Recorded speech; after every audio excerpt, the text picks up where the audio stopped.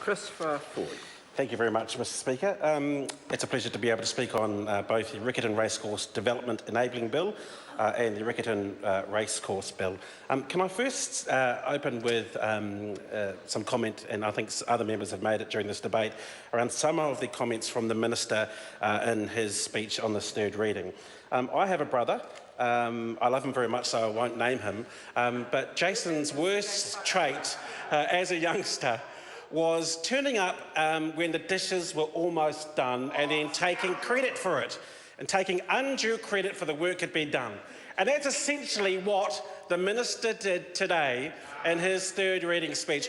You would have thought that the Minister came up with this idea himself, has actually gone out and will build the homes himself. Everything about his speech was taking credit for something that has actually got very little to do with the Minister at all. Credit where credit's due. The Canterbury Racing Club has seen a need for housing in Christchurch post the earthquake, and it has taken steps to look to change the legislation which bounds it to keep hold of the land which we are talking about here. But you wouldn't have thought that it was the Canterbury Racing Club's issue, or maybe Ngāi Tahu's issue, that they have brought to this House to get the caveat around that land change. It sounded like it was the idea of Nick Smith. And I want to also comment on some of what Jan Logie said and what the Minister said, this land was wasted space. And just take a moment to reflect on the fact that Nick Smith, our Housing Minister, said the words wasted space. Because I think there's a certain irony in there at the moment when we've got a housing crisis that the doctor says doesn't exist, when we've got banks taking action because of what's happening with foreign-based buyers, but he says there's diddly squat there.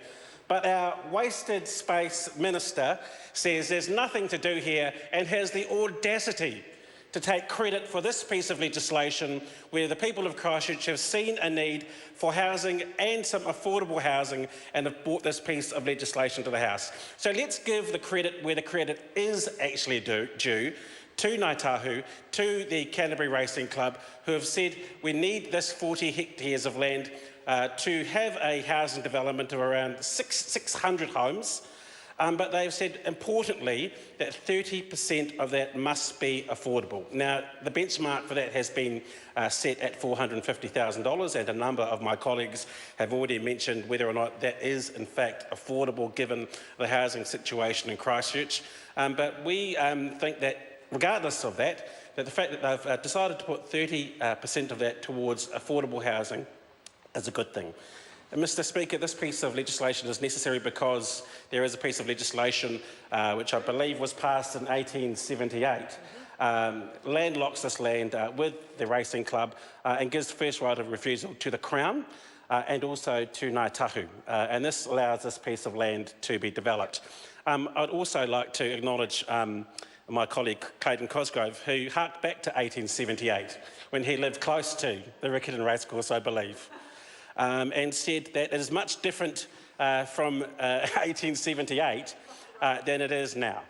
Back then, in 1878, the Riccarton Racecourse was well beyond the fringes of what we now know of what the Christchurch city was, connected by rail, I hear, from the Honourable David Parker. And Clayton Cosgrove can remember this. So the land itself was rural and protected for the purpose of the racecourse itself. But now we find ourselves in different times, Mr Speaker. The land is needed for housing development, some of it affordable. But this issue brings two issues that I find hold dear, housing and racing as our racing spokesperson, and brings them closely together. Because this government has been useless on housing, and I think this week the Social Housing Minister has found herself in serious danger of being scratched. Taken out of the equation, no longer useful to the government in terms of... Order. I am going to interrupt the member and ask him now to stop the analogies and get back to the bill, which is it's a pretty specific bill. So back to those 600 homes, Mr Speaker. The fact that the government has taken little or no action on social housing or building affordable housing is why we are here. It's why Christchurch needs more housing, and we've got 3 housing ministers who have failed to take any decent action to ensure there's affordable housing for New Zealanders. Whether you're living in a car or you're looking to buy your first home, this government has been hopeless. But credit where credit is due, not with Nick Smith, our Housing Minister, not with Paula Bennett, our Social Housing Minister, not with Bill English, our Housing New Zealand Minister responsible for something else. None of them have been able to do that job. But hats off to the Canterbury Racing Club, to Ngāi Tahu for actually doing something to build some houses, something that this government has been completely incompetent at. Paul.